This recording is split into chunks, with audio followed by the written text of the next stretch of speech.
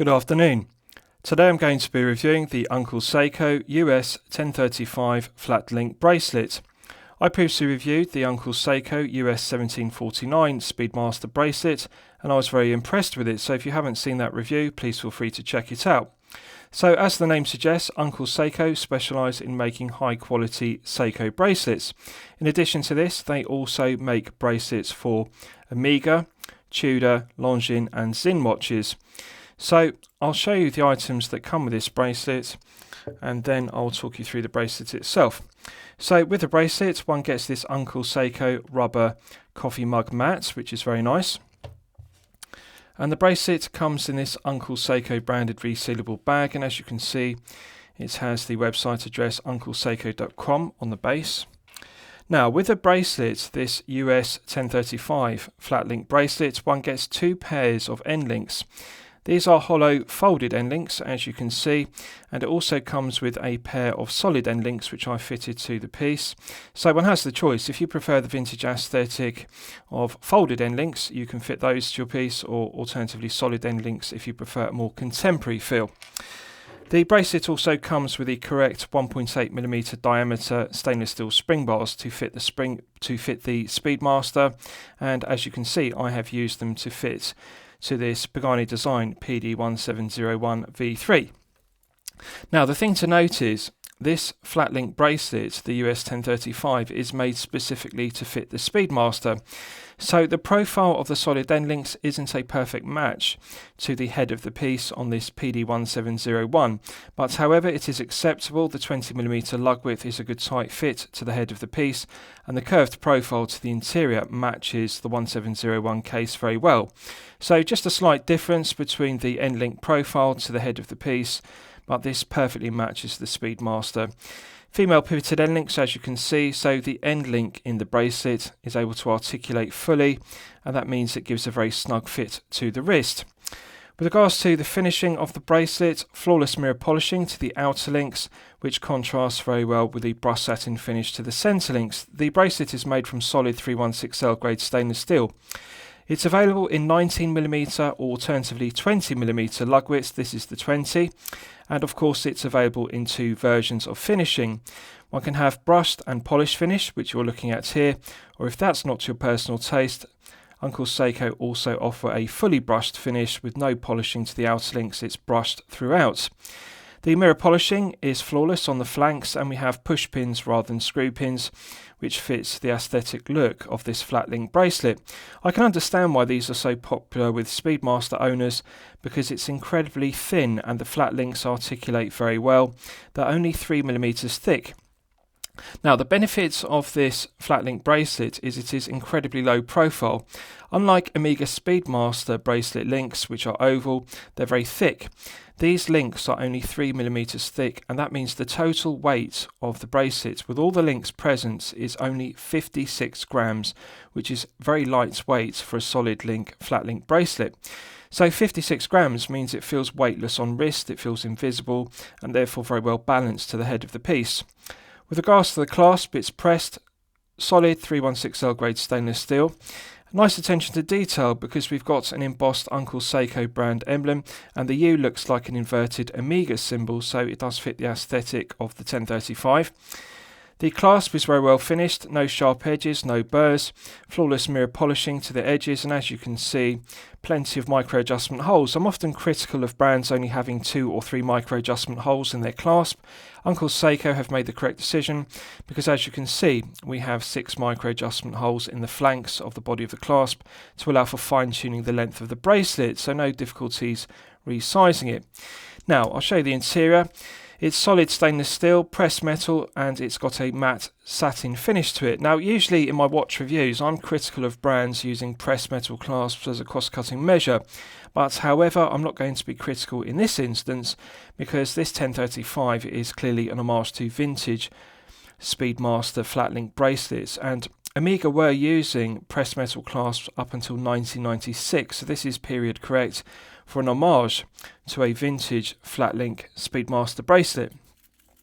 Nice attention to detail, because if you look at the underside to the clasp, you can see it is engraved with flat link US1038.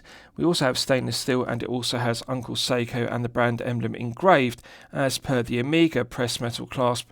So really it's the perfect homage to an Omega Speedmaster flat link bracelet. These solid end links, which are female pivoted end links, as you can see, are a good tight fit to the case, no play in them whatsoever, and I really like the smooth articulation of the end link of the bracelet within the female pivoted end link. Regards to the underside, although this is specifically made to fit a Speedmaster case, you can see that the end links actually are a very good fit to the underside to the head of this 1701. They are a very tight fit to it, so I'm very pleased with that.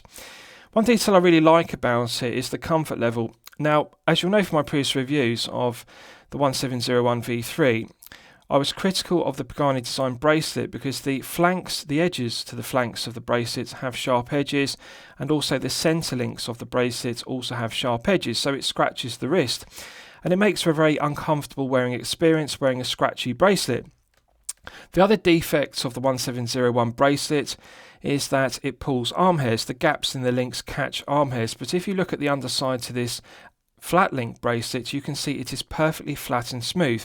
No sharp edges to the flanks, no sharp edges to the centre links. It feels completely smooth, and it doesn't catch arm hair. I've been wearing this for 8 to 12 hours per day to test it, and I can confirm that it doesn't catch arm hairs and it doesn't scratch the wrist.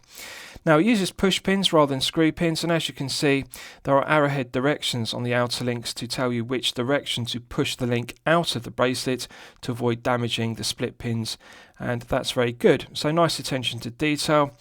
And with regards to the clasp, it snaps shut with a nice positive reassuring click. It does take some force to deploy it, nice positive deployment action, and pushing it closed also has a nice firm click. One has to give it a good hard push with the thumb, but that's good because if you catch the clasp inadvertently, you're not accidentally going to deploy it. It's not going to come open and the watch isn't going to fall off wrist.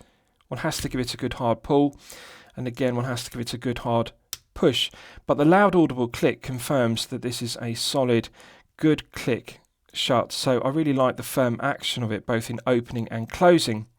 Right, so I'll give you a wrist shots and you can see how it fits on my 8-inch wrist. Now, it's a snug fit on my 8-inch wrist, so in order to get it across my hand I need to remove my glove. Just bear with me. So as you can see, it does fit across my hand and I can close it no difficulty whatsoever. However, as you'll know from my previous reviews, I like to size my bracelets loose so that I can always fit an index finger underneath the bracelet and clasp at all times. That is the correct sizing method because it allows for wrist expansion in warmer weather or when one is active. So it's a tight fit to get my index finger. I can just get the tip underneath it. So for comfort, for my own personal taste, I would prefer if this had an additional 1 or 2 full links. But however, as you can see, without sizing it, it does fit my 8-inch wrist perfectly. And for the majority of collectors that like a snug fit, you'll find that this fits up to an 8-inch wrist perfectly. If you're a collector with a 6 to 7-inch wrist, you can be confident this will fit you with no problems. You will actually remove 2 or even 3 links depending on your wrist size. Very aesthetically pleasing, beautiful lustre to the 316L grade stainless steel clasp. As you can see, I like the embossed 3-dimensional Uncle Seiko brand emblem, the U. It really is absolutely beautiful to look at, very similar to the Omega clasp they were using on vintage pieces in the 1960s. Now, it's subjective whether you prefer the fully brushed finish or alternatively the brushed and polished finish you're looking at here. I think that the brushed centre links complements the head of the piece and the mirror polished outer links as per the Omega Speedmaster flat link bracelet. They really do complement the large bevels to the flanks of the 1701 case and of course the Speedmaster if you fit this to a Speedmaster. One detail I really like about it is the use of the female pivoted end links, because as you can see they allow the end of the bracelet to flex and pull tight against the wrist, so it fits very snugly. One doesn't get the abhorrent gap underneath the head of the piece, the end of the curved lugs and also the end of the bracelet, so very good fit to the wrist. Now, as I've discussed, my favourite aspect of it is that it is incredibly low profile, significantly thinner than a standard Speedmaster bracelet or the standard 1701 bracelet, which has very thick oval links. 3mm thick links, as you can see, They fit very snugly to the wrist. I love the articulation of the flat links. They flex and curve around the wrist very well. They actually articulate more than an oyster bracelet. It feels more like a Jubilee bracelet in terms of the flex and the articulation. It perfectly follows the contour of the wrist shape.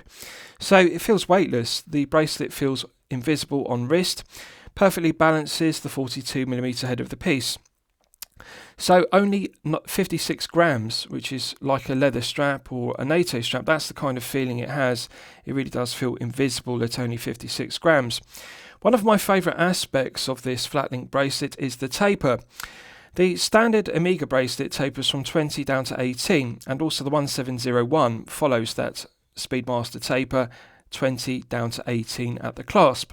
However, this US1035 flat link bracelet has the correct taper in my opinion. It tapers from 20 at the lugs down to 16 at the clasp, and it's a more slender taper. As you can see, the links are thinner down at the clasp end. It feels more balanced. It doesn't feel bulky and heavy. The clasp is thinner in width, and I really like this 16mm taper. I think it's superior to 20 to 18. I think 20 to 16 complements this, and it's just absolutely beautiful. I love the way the mirror polished outer links catch the light and they contrast very well. Beautiful luster to the brushed satin finish centre links. Just an absolutely gorgeous bracelet, and it really does enhance the piece. Feel good factor is excellent, comfort level is excellent, and very lightweight, very low profile. The 3mm links really are very slender and low profile.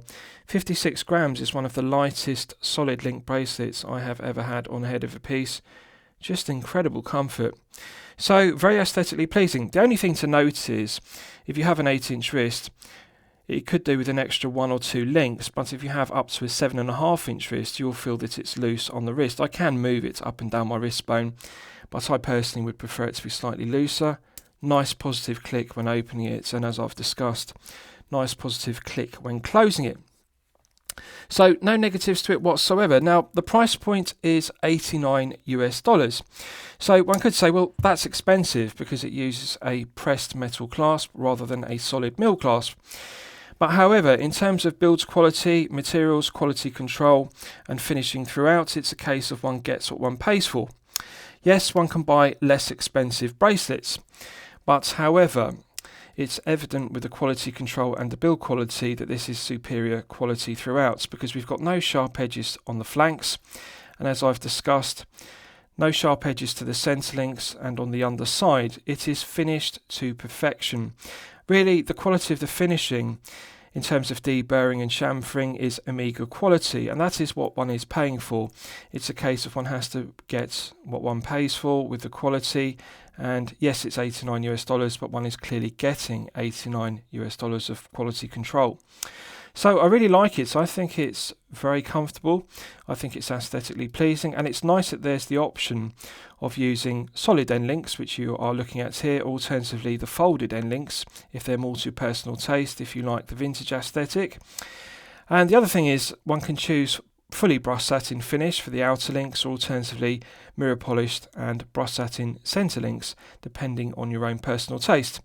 Are there any negatives to it whatsoever? Well, I would like to see Uncle Seiko introduce a solid milled clasp to upgrade the pressed metal clasp, and I understand they're currently working on that. They're currently working on a V2 clasp, and that will be solid milled stainless steel, 2 button push triggers, and it will still have micro adjustment holes in the flanks, and that is due to be released shortly, so I'm looking forward to that. The V2 clasp is made for the US 1749, which I previously reviewed, so I'm going to be looking forward to reviewing that. But in the meantime, I think this flat link bracelet is a credible alternative to the 1701 bracelets that comes on this Pagani design, and of course if you have a Speedmaster, this will fit your Speedmaster to perfection. So I'm going to highly recommend it to you for your consideration. Excellent quality, excellent value at $89 US. I hope you've enjoyed my review of the Uncle Seiko US1035 flat link bracelet. Please feel free to post your own comments below the video. Thank you very much.